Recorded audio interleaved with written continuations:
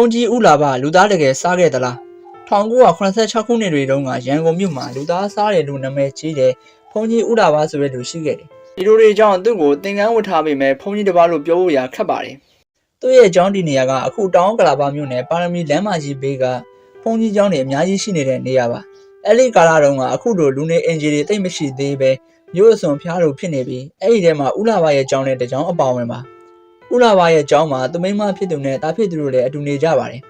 အဲ့ဒီအချိန်မှာဦးလာပါကလူသားစားပြီးကျင့်ကြံရတဲ့ပေါ်ရီတာလာကျင့်စဉ်ကိုကျင့်ကြံနေတဲ့အချိန်မှာအဲ့ဒီခါတာဖြစ်သူကဦးလာပါအတွက်ဒိုင်ငံလူသက်ပေးပြီးမိန်းမဖြစ်သူကတော့ဦးလာပါစားဖို့အတွက်ချက်ပြုတ်ပြင်ဆင်ပေးရပါတယ်ဒီလိုနဲ့ဦးလာပါလူသားစားနေတဲ့အကြောင်းလူသိရှင်ကြားပေါ်ပေါက်လာရခြင်းအကြောင်းကတော့ကျောင်းရဲ့ဘေးတနေရာမှာရှိတဲ့မြေကွက်လေးကနေစခဲ့တာပါ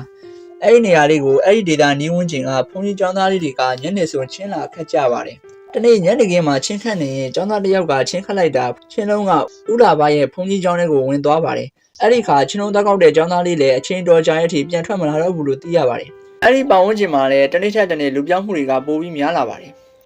လူတွေကလည်းစုံစမ်းကြည့်တော့ပျောက်တဲ့လူအများစုကဦးလာပါရဲ့ဘုန်းကြီးကျောင်းအနားတစ်ဝိုက်မှာပဲပျောက်တာများနေတာပါတဲလုံသားတက်တွေဘာမှမရှိပေမဲ့အဲ့ဒီနားကဘုန်းကြီးကျောင်းတွေနဲ့ပတ်သက်မှုတစ်ခုခုရှိနိုင်မယ်လို့ထင်ပြီးအဲ့ဒီအနီးတစ်ဝိုက်ကိုလူတွေကအမြဲတမ်းစောင့်ကြည့်ခဲ့ပါတယ်ဒီလိုနဲ့အမှုမှန်ပေါ်မဲ့နေ့မှာလူငယ်တစ်ယောက်ကဦးလာပါရဲ့ကျောင်းကိုညနေဆောင်လောက်အချိန်မှာရောက်လာပါတယ်သူပြန်မဲ့ချိန်ကျတော့ဦးလာပါရဲ့ကျောင်းထဲကနေအထွက်မှာဦးလာပါရဲ့သားဖြစ်သူကအနောက်ကနေဓာတ်နဲ့ခုတ်လိုက်ပါတယ်ဒါပေမဲ့အဲ့လူငယ်ကဓာတ်နဲ့ကြက်ကောင်းကိုမခုတ်မိတာကြောင့်သွေးတန်ရဲနဲ့ဘုန်းကြီးကျောင်းဝင်ထဲကနေအပြင်ကိုပြေးထွက်လာပါတယ်အဲ့ဒီအချိန်မှာအသင်းဆောင်နေတဲ့တက်ဆိုင်ရာလူတွေကရောက်လာပြီးအကျိုးအကြောင်းကိုမေးတော့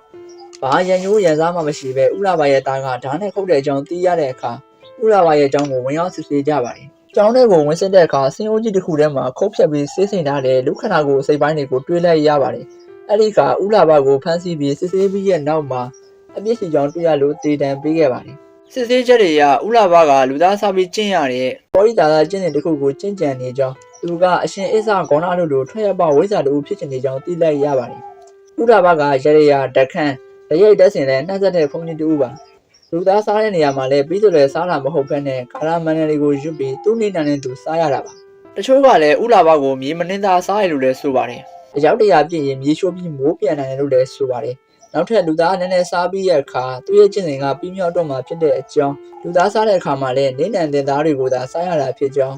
အခင်းဖြစ်တဲ့နေ့ကနေနံတင်လူသားစားရန်လက်ကျန်မရှိတော့တဲ့အချိန်မှာကျောင်းကိုလာနေကြလူငယ်ကနေနံတင်လာမှု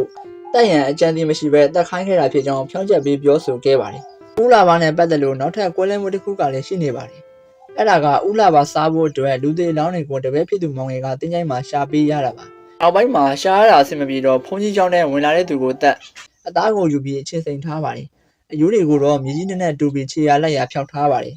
နောက်ပိုင်းမှာမောင်ငယ်ကိုဘုန်းကြီးဦးလာပါကတတ်ဖို့ကြံတယ်အဲ့ဒါကိုမောင်ငယ်ကသိလို့ရဲစခန်းမှာတွားတန်ပြီးဖြောင်းချက်ပေးခဲ့တယ်ဒီလိုနဲ့ဖမ်းခံရပြီးလောက်ခတ်တဲ့အပြစ်တွေပေါ်သွားတယ်လို့လည်းဆိုပါတယ်ဘလို့ပဲမူကွဲတွေရှိနေပါစေဘုန်းကြီးဦးလာပါလူသားတကယ်စားခဲ့လားဆိုရင်တော့စားခဲ့တယ်လို့ပြောလို့ရပါတယ်